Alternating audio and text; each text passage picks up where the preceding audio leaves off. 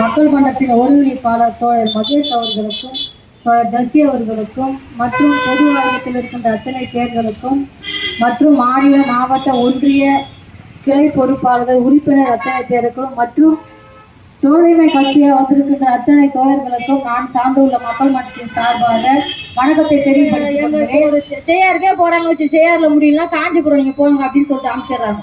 காஞ்சிபுரம் அனும்போது இவங்க என்ன பண்றாங்க, இங்கிருந்து நீங்க செங்கல்பட்டுக்கு போங்க, இங்கேயும் முடியாது செங்கல்பட்டுக்கு போங்கன்னு சொல்லும்போது செங்கல்பட்டுல இருந்து சென்னைக்கு வந்து அந்த ஹாஸ்பிட்டலுக்கு அனும்போது அங்க போற வரைக்கும் முதல்ல செத்தே போயிடுவோம். அப்புறம் எப்படி பண்ண முடியும், ஒன்றுமே நடக்காத அப்படிதான் நடந்துகிட்டு இருக்குது. அப்புறமேட்டு இப்போ எல்லாம் வந்து பாத்தீங்கன்னா ஒரு கர்ப்பிணி பெண்கள் வந்து பாத்தீங்கன்னா எகோ எடுக்கணும் அப்படின்னு சொல்லிட்டு வந்து வராங்கனாக்கா இது வந்து செய்யாருக்கு போறாங்க. செய்யாரு நீ காஞ்சிபுரம் தான் இருக்குது, நீங்க அங்க போய் எடுங்கன்னு சொல்லிட்டு சொல்லி அனுப்புறாங்க. சொல்லும் போது இங்க வரும்போது என்னன்றாங்க, இங்க வந்து எக்கோ எடுக்க முடியாது, நீங்க போய் தனியார் எடுங்கன்னா அப்ப எதுவுமே தேவையில்லையே, எதுக்கு சொல்லுங்க பாப்போம், தேவையில்லையே எதுவுமே. இந்த கர்ப்பிணியா இருக்கிறவங்க எங்கன்னா நல்லா இருக்கிறவங்க போக முடியும், ஒரு பசுல ஏறி போக முடியாதான் செய்யலாம். கர்ப்பிணியா இருக்கிறவங்க என்ன செய்ய முடியும், ஒண்ணுமே செய்ய முடியாது. எதுக்கு இவ்வளவு ஒரு அலட்சிய போக்கு? எப்படின்னா வந்து பாத்தீங்கன்னா ஒரு பெட்ல போயிட்டு அட்மிஷன் போட்டு சேர்த்தாலும் கூட இதெல்லாம் டக்குன்னு பாக்கணும்னா போய் கூப்பிட்டு வச்சீங்கன்னா தெரியுமா சொல்லுங்கன்னா உங்களுக்கு அவ்வளவு அவசரம், ஏன் அப்படி வச்சுட்டு போறீங்க வரத்த காட்டி அப்படின்னு சொல்லிட்டு அந்த நர்ஸுங்களே வந்து நம்மள கேள்வி கேட்பாங்க. இப்படிதான் வந்து அங்க நடந்துட்டு இருக்கு.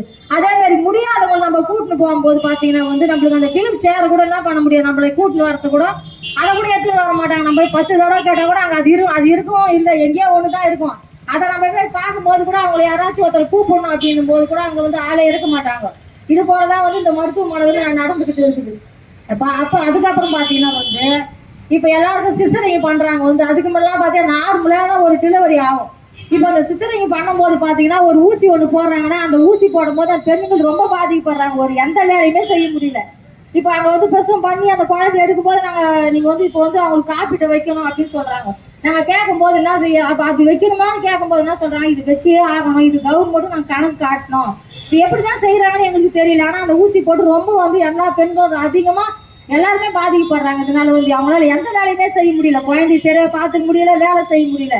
இப்படிதான் வந்து மத்தன போக அந்த வந்து அரசு வந்து செயல்பட்டு இது மாதிரி வந்து இந்த ஹாஸ்பிட்டல் வந்து செயல்படுறாங்க. அதனால வந்து இது எப்படியாவது வந்து என்ன பண்ண, எதுக்கு இப்ப வந்து இவங்களும் வந்து ஹாஸ்பிட்டல் இருக்கிற ஒவ்வொரு நர்ஸ் டாக்டரா இருக்கட்டும், அதே மாதிரி பாத்தீங்கன்னா மாவட்ட ஆட்சியாளர் யார் வந்து மக்களுடைய வரிப்பணம் தான் சம்பளம் வாங்குறீங்க, இதெல்லாம் நீங்க வந்து உங்க கண்காணிக்க முடியாதா? நீங்க எல்லாத்தையும் ஆய்வு பண்ணுங்க. எப்படி மக்கள் எவ்வளவு இன்னைக்கே போயிட்டு அந்த ஹாஸ்பிட்டல் நீங்க பாத்தீங்கன்னா ஒவ்வொரு மக்களை நீங்க விசாரிச்சீங்கன்னா எல்லாமே ஒவ்வொரு குறை சொல்லுவாங்க, இந்த ஹாஸ்பிட்டல் சரியில்லை, இது சரியா கவனிக்கலன்னு தான் சொல்லுவாங்க.